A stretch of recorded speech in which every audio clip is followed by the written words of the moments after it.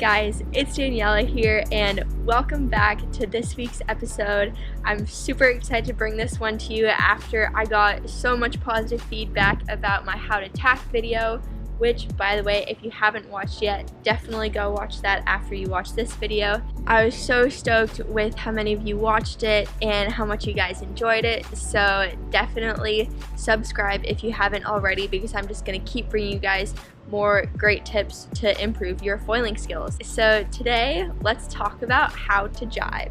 So tacks are definitely harder to learn, so the nice thing about jibes is that they're actually a lot simpler, because in the end it's just a few simple steps, and if you've ever jibed on a surfboard, the steps are going to be really similar and it's going to be a natural progression to a foil. Honestly, I personally still struggle with jibes sometimes. It's a bit of a love-hate relationship for me. I feel like some days I feel great and I got them, and then other days they're just like, nope, not happening.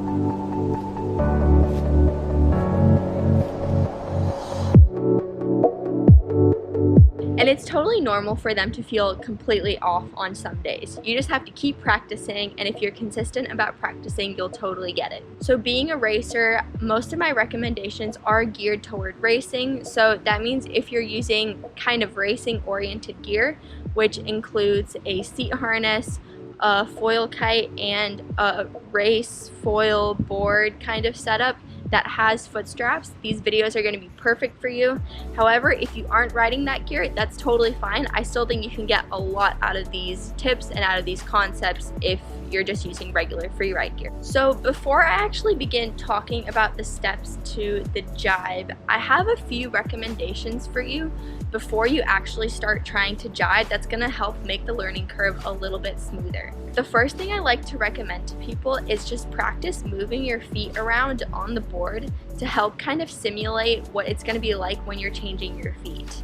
And additionally, something else that kind of goes along with this is practice going toe side, because again, this is going to be a great simulation and it'll help you kind of feel how the board and the foil behave when you actually start moving your weight around on the board. I'm going to try to keep things as simple as possible. And to do this, I'm going to break the jibe up into 3 parts. First, you have your entry, the second is the transition, and the third is the exit. It's simple, but it's going to be tricky.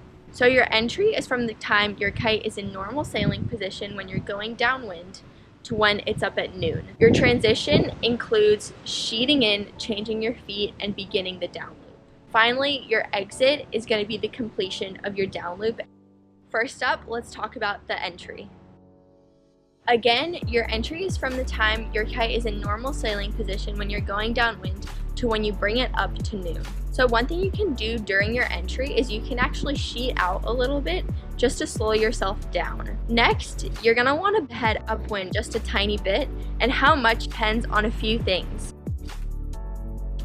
One of them is how powered you are, and 2 is how far along you are in your jibing process. For example, if you're really powered and you're on a small kite, you don't have to head upwind as much. Whereas if you're on a really big kite, you're gonna wanna head up more.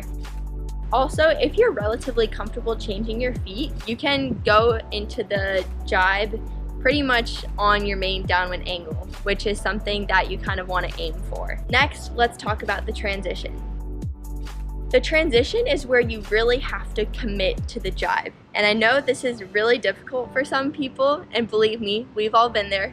But the more you practice it, the more you'll get comfortable with it, and the more you'll start succeeding in your jibes. Your transition includes sheeting in, changing your feet, and beginning your down loop.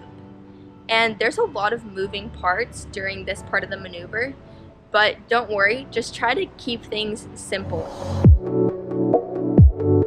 So again, the steps are going to be sheeting in, and next is changing your feet. What I like to do when I change my feet is I bring my back foot out of the strap, put it in the front strap, and then put my new back foot just in front of the back strap. As soon as my new back foot hits the board, I start initiating the down loop. but it's not like a soft pull on the bar. I really initiate it hard and I give the bar a hard pull in the new direction. Another thing to note is that this part of the maneuver is going to be a little bit different if you're underpowered versus when you're powered. When you're underpowered, I recommend lifting the nose of the board with your front foot as you're sheeting in, just to give yourself a little bit of extra room on the mast, so that when you're actually changing your feet and completing the maneuver, you'll have just that little bit of extra space to actually keep you foiling. Additionally, your foot change should be a little bit quicker when you're underpowered, just because you want to reach a more stable position as quickly as possible. When you're overpowered, the foot change can actually be a little bit slower, just because there's a reliable amount of pressure in the kite, and you can always sheet in a little bit more if you really need to kind of get that extra power in order to stay foiling. So let's look at the steps that we have so far. In your entry, you're bringing the kite up to noon from your normal sailing position. In your transition, you're sheeting in, changing your feet, and initiating your down loop with a hard pull on the bar. Finally, let's talk about the exit. So as I mentioned earlier, in my foot change, I like to put my new back foot just in front of the strap. And it is during the exit that I actually put it in the strap itself.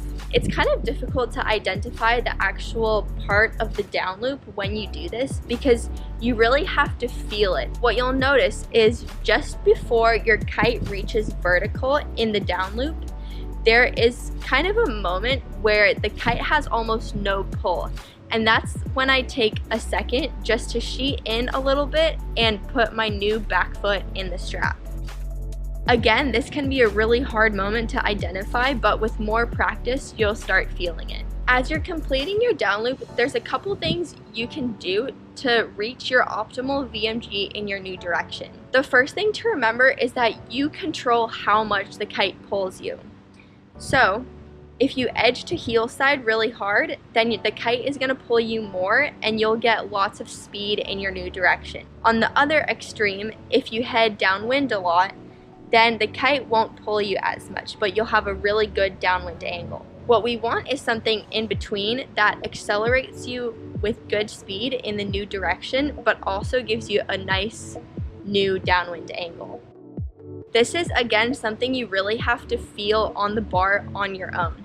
I can't tell you exactly how much to head upwind or how much to go downwind or how much you should actually edge to heel side.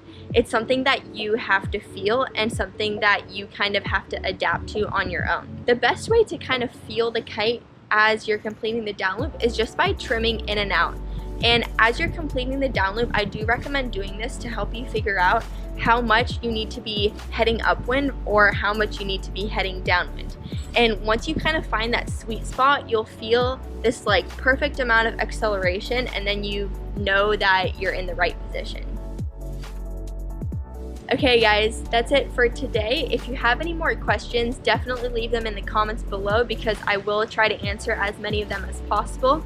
If you enjoyed this video, don't forget to give it a thumbs up, and please subscribe, because we've got a lot more awesome tips and videos coming soon. So I'm super excited because I have so many ideas that I want to share with you guys. And if you subscribe, you won't miss a thing. All right, that's it for today. Thank you guys so much for tuning in, and I'll catch you in the next video. Peace.